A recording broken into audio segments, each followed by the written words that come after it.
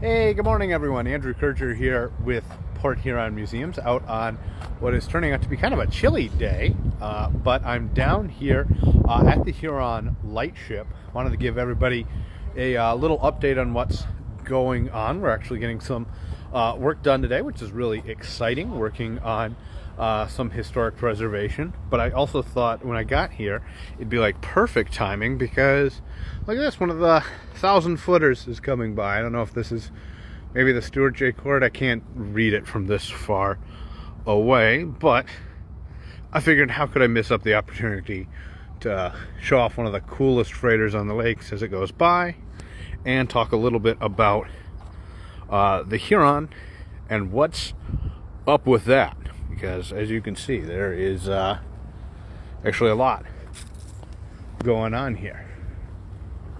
So let's see, it's still not close enough. My eyes aren't good enough to read it. I bet somebody else, if they were standing here, could probably read the hull, or maybe they'd just recognize it. I know some of the freighters, but not all of them. There's something Edgar something. Anyway,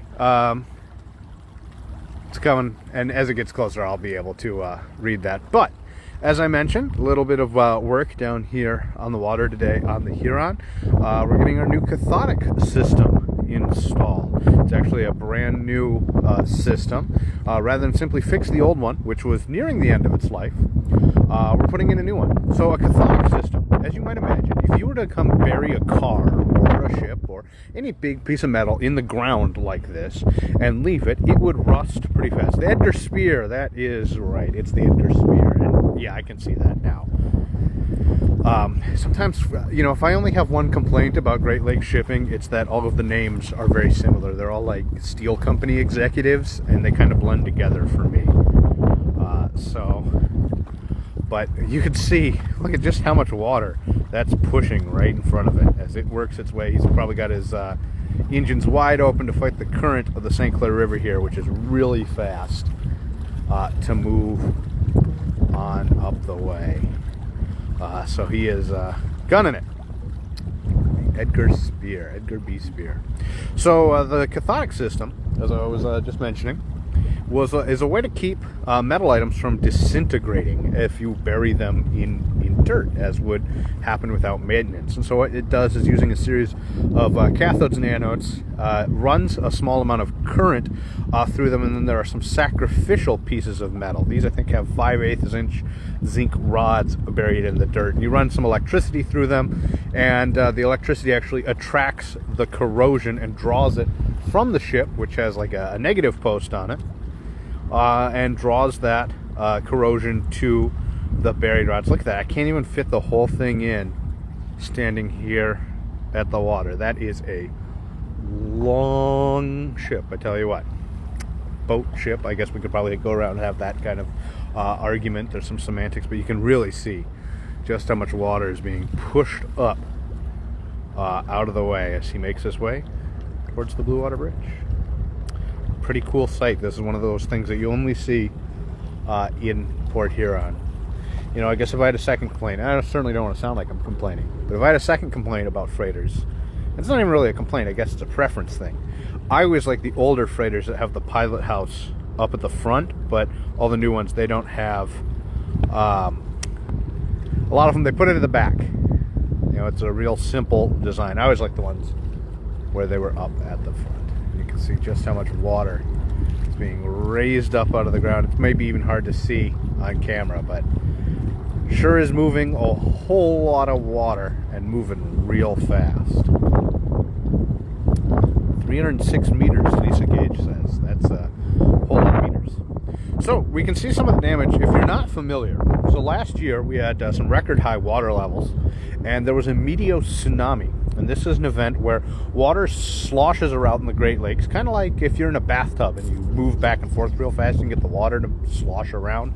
That's basically what happened. And so it was like a mini tidal wave. So much water came up into the Huron's enclosure here that the ship was still buoyant. It popped up out of the ground actually ripped up things like the gas and electrical lines that were hooked up to the ship, because this is a permanent installation. Since they installed it and cut doors in the hull here, it's not really intended to go anywhere anymore. So it was more or less permanently installed. As a result, since that popped up, did all that damage, it also broke up some of the connections to the old cathodic system. So it's taken a little bit. The ship, along with several of the other sites, are of course city-owned buildings. We lease them as the museum. We work with our partners at the city to get them assessed and repaired, doing this preservation work. We've got our cathode worker and Jerry and Ray. If you've been to the Lightship in the last few years, you certainly know them. But we can see the new system that's being installed here. Is this kind of long wire that's snaking around, and that's actually a great time to do it because it's a thing that gets buried, and basically Mother Nature did half the work for us. They're going to be coming in with more dirt to level this back off and replace the dirt that had been washed away, and that will bury these wires when they do that. So it's a new system. They're actually keeping the old system in place for a little while longer. It was nearing the end of its life, but we'll get even more longevity out of it, by running the old system and the new system at the same time, and again keeping that corrosion off of the hull of the Huron, which is 100 years old this year. I mean, I guess it all depends what you measure from. It might have been 100 years old last year. Like, do you measure from when they put the keel down, or do you measure from when they smash the bottle on the bow? But either way, 100 years old for sure by 1921 to 2021. So we're hoping that the work will go quickly, and we'll be able to bring in the new dirt, fill it back in, repair. Our deck is a little busted up here, but that's an easy fix. And when we are able to do that, we'll be able to open this back up to the public. You'll be able to visit the Huron in its centennial year. Bill asks, what year was the wall put in down by the bridge with the handrail? Well, that's a good question. I think it's probably sometime within the last 50 years that you've seen this handrail set up. I couldn't point to an exact year, but that's around the time that this area was becoming de-industrialized. So things like Peerless Cement were coming down, and that's what really made this heavy industry.